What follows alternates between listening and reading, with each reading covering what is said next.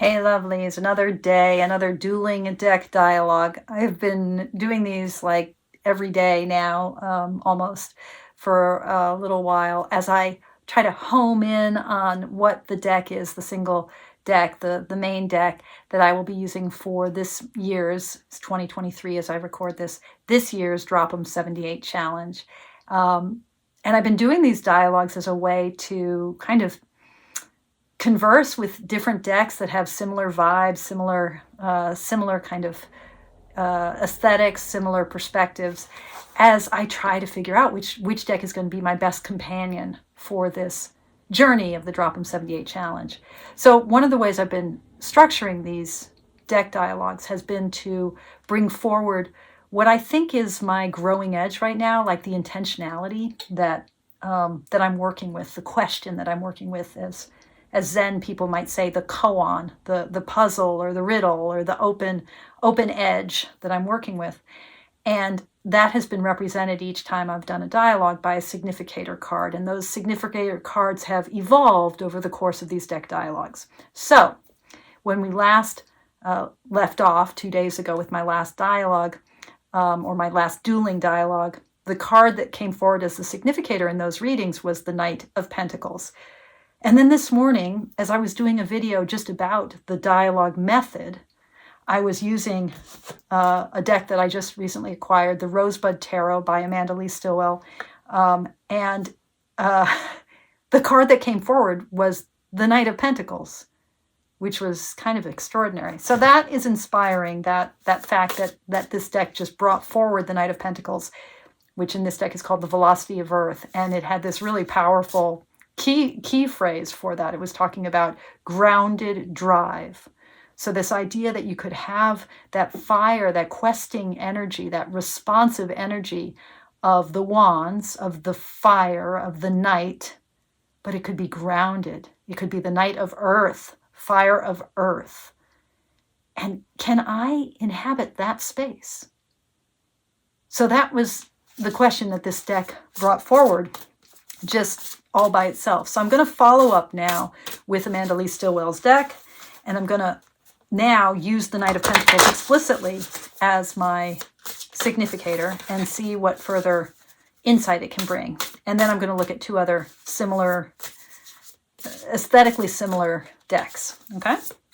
All right, so this is where my video gets really riveting as I turn over cards one at a time, looking for what in this deck is called Velocity of Earth. Okay, I really like this deck. I'm sort of surprised. I mean, I love collage decks, so maybe I'm easy. So the two cards, the card before Velocity of Earth, and again, this is what that card looks like. Riding the bull. Leaping over a bucket. Okay. The card immediately before it was the Eight of Fire, so the Eight of Wands. And the card that was immediately after it was the Generosity of Water. I love it. Okay, so Eight of Wands, this is fiery fire, right? And then the Queen of Water, the Queen of Cups, right? So, yeah, so really, I mean, I think it's pretty clear that this deck is wanting to help me think about how to balance fire and water, how to have that kind of emotional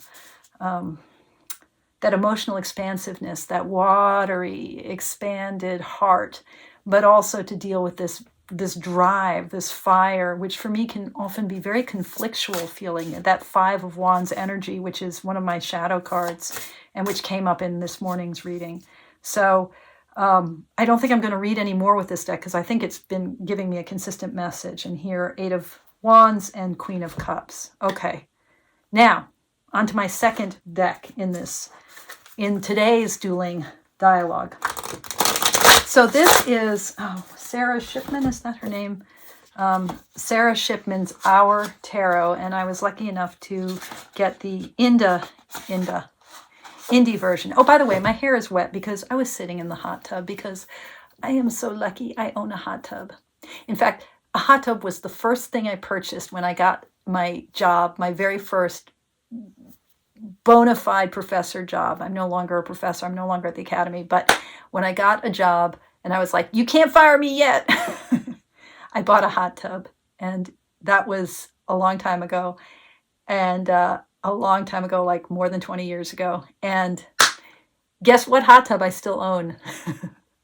I've been through, you know, a couple of relationships. I've been through any number of dogs, but one hot tub to bind them all. Anyway, so my hair is wet because I was in the hot tub because it's already fall here. It's cold. I got cold. I needed hot tubbing. So I did. Okay. I know it's a really rough life. The life of Esty. The life of Esther is so hard. Poor me. Okay, so our tarot, right? Our tarot. Sarah Shipman's deck, which I own in the indie version. The cardstock's pretty nice in the indie. It's not extraordinary. So, I mean, I think if you ended up getting the mass market of this, you would be happy. I don't have that edition, though. So this is a deck that's filled with, each of the archetypes is represented by a woman in world history, or some of them have more than one woman. And I have not worked with this deck at all. I've been wanting to really study it because I don't want to be guidebook dependent, but I would rather actually, for something like the Drop 'em 78, being a little guidebook dependent wouldn't be the worst thing in the world, right? I mean, I would have the opportunity to really dive into the history of this deck. So, our tarot. I'm going to shuffle it a little bit more, and then I'm going to flip over one card at a time. Whoops. Until I come to the Knight of Pentacles. Okay.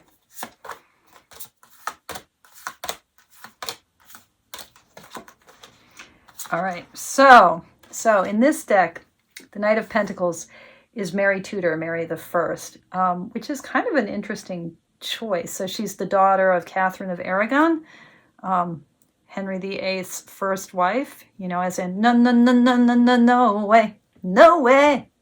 Okay, there's a reason why I don't sing. But if you've seen the musical Six, you know a little bit about the wives of Henry VIII. So Mary is the daughter of Catherine of Aragon, and after England has become a Protestant nation under Henry VIII, she becomes queen and takes England back to Catholicism. And, you know, when we talk about Bloody Mary, this is who we're talking about, because there was a lot of retribution that happened when she moved back to Catholicism. Although some of that, I think, is exaggerated by the Protestant narrative of English history. Still in all, it's an interesting choice for the for the Knight of Pentacles. It's like a kind of conservatism and like an effort to go back. That's a little problematic. And Sarah Shipman talks a little bit about that. It brings forward a pretty strong shadow side to the Knight of Pentacles, I think. Mary's steadfastness, but her steadfastness in a very admittedly patriarchal culture. Okay, so before her was the Emperor, which is Victoria. That's cool. So we're in British history here. And then after her is Simone Weil, the Four of Swords. Holy cow. Okay. Simone Weil is actually a figure that I have thought a lot about. Although, let me see what Sarah says about. So, Simone Weil as the Four of Swords embodies the thoughtful contemplation of the mind and soul. The Four of Swords indicates rest, or as Simone demonstrates, the need for rest, while being mindful in your spiritual, intellectual, and emotional exploration. Do not neglect your physical needs. Simone Weil starved to death. She, in solidarity with she refused to eat more food than what she believed people in German-occupied France were eating. I thought it was the Spanish Civil War that she died. Anyway, She very she wrote a book called Waiting for God, which is really a beautiful book. There is a way in which her path as a Jew who was drawn to Catholicism, as a woman of real value and faith and steadfastness, had sort of lived life in a kind of pause mode, in a mode of holding off, keeping herself from satisfaction. It's an interesting figure for the Four of Swords. It's, again, kind of shadowy. So we've got the Emperor and we've got the Four of Swords. Are you saying that you, our tarot, are going to help me find a way to embody rest and like have my strength and forcefulness of will nonetheless not do me harm? Is that what you're saying?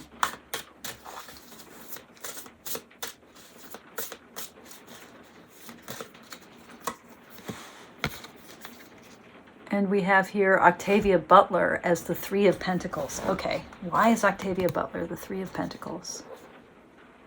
Let's just take a peek at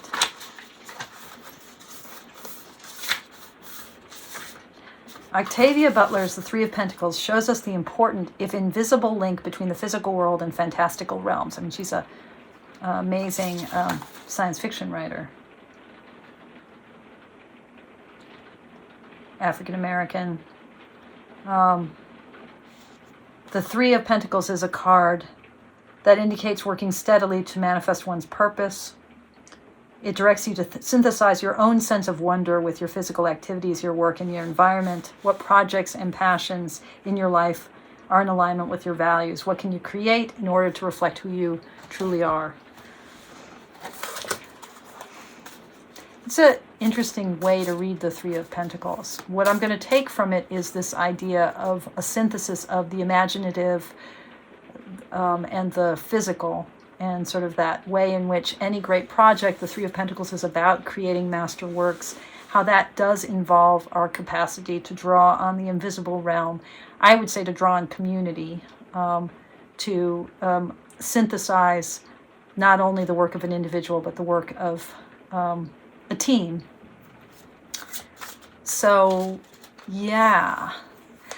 I'm thinking that this deck has a little bit of a problem in its structure, which is interesting and would be really food for thought in the Drop 'em 78. Like, how do you work with the actual, this is a kind of a Three of Pentacles problem, actually. How do you work with the actual material conditions of history, like the nitty-gritty of people's lives, in order to bring forth the archetype? Maybe that's what the Three of Pentacles represents here. So this deck is going to help me kind of balance my strengths, that kind of emperor-like capacity, that Queen Victoria capacity, with the nourishment that the Four of Swords can offer, by allowing me to do that work of alchemical work of taking the materials of a given life and bringing them forward into meaning. On a very practical level, what can you give me, our tarot, that I can't have with another deck? And you're saying the Eight of Swords, Georgiana Cavendish. Who is Georgiana Cavendish? Eight of Swords. The Eight of Swords indicates a situation in which you feel trapped.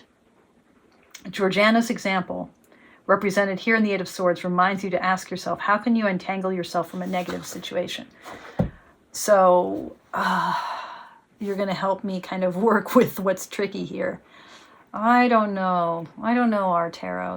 I love the idea of this deck, but I don't want to get tied up in Eight of Swords knots. So I think, beautiful as this deck is, unless I'm missing something, I'm going to give you one last chance here. I mean, I don't mean to be so harsh with this deck, but, and you're giving me this Queen of Swords. Okay. Yeah, look at her. The Queen of Swords, like Benazir, carefully and thoughtfully forms her identity. She chooses what she represents. Benazir chose to represent a Muslim woman, wife, and mother who is also a powerful leader. Benazir Bhutto, as the Queen of Swords, asks you to meditate on this question. About what in your life do you need more clarity? How can you put aside the day-to-day chaos and look at the larger map of your circumstances? Remember to keep a cool head and keep your eyes open. So, our tarot, yeah. Finding who I am. Yeah, okay. All right, so this is about identity. This deck is all about identity and forging clear vision from the nitty-gritty of history and material circumstance. So that's what this deck is. And that's what it will encourage me to do. The last deck that I'm looking at is a deck called Nosotras Tarot. So Nosotros, I thought this was, that's Spanish for the feminine plural of we, right? Nosotras. But this is a Portuguese, it's a Brazilian deck. So, but I think Nosotras is Spanish, not Portuguese. So this is a deck by Elisa Reamer, and it's, I have to thank Danielle Christmas. I think it's because of you that I heard about this deck initially. It's not the greatest cardstock, but it's an incredible collage deck with lots of female figures. It's all female, Nosotras, right? And the tagline, I don't read Portuguese, but I Googled it. And I won't try to pronounce it because I don't speak Portuguese, but it is a heroine's journey in the cosmic absolute uterus, I think. Into or in. So this is the heroine's journey, right?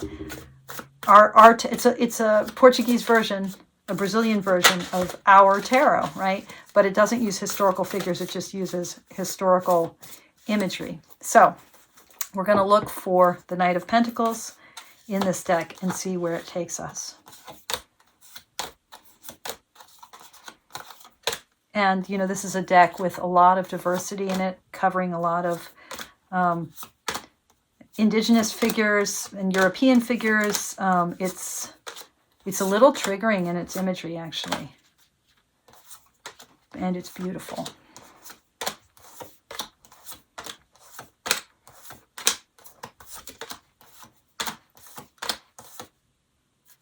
Okay.